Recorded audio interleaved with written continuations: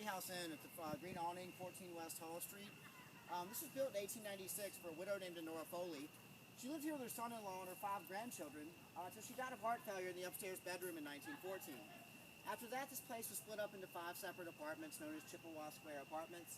And then it was Bedingfield and Brown's physician's office from the 1960s up until the early 1970s. In 1983, it was purchased and turned into the Foley House Inn Bed and Breakfast, and it's been this way ever since. Now, we started doing a lot of research into Nora Foley, the original homeowner, and it turns out she would take in boarders from time to time to make extra money. One night in 1901, she woke up at about 3 o'clock in the morning. There's a guy standing right by her bed watching her sleep, and it's a guy she'd signed into the inn earlier that night. She gets very upset and disturbed. She grabbed a candlestick holder off the nearby nightstand.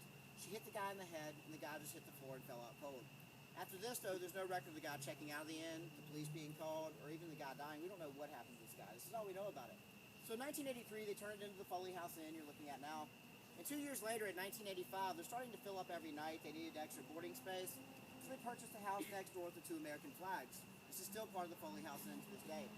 So in 1987, they had a great idea. They said, we're going to knock out a wall between the 2 houses to join together side by side. We'll make a little hallway and interconnect the 2 buildings from the interior. They knock out this wall, and a human skeleton falls out of the wall. This body had been bricked in there, judging from decomposition, since the early 1900s. It would have been the same time when Nora Foley lived here. It was a male skeleton, fully decomposed. They didn't name him Wally, for lack of a better name, so they did find this guy on a wall. It's kind of a cruel joke. We really don't know who this guy is. My speculation is it's probably the guy she hit over the head with the candlestick holder. You can't find any other record of any death. In addition, it was built into a secret room. They said this room would have been built by a master mason. It was about 4.5 feet by 5 feet wide. And if they didn't knock this wall out, this body would probably still be there because this room was built so well. It's now on a little staircase of about 4 or 5 stairs joining the 2 ends together.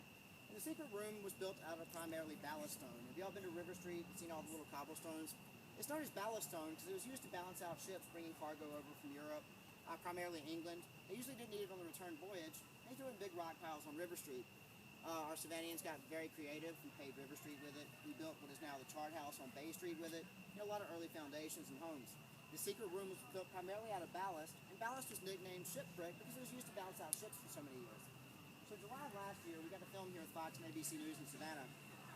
2 of our investigators were on the top floor. Me and my photographer were on the second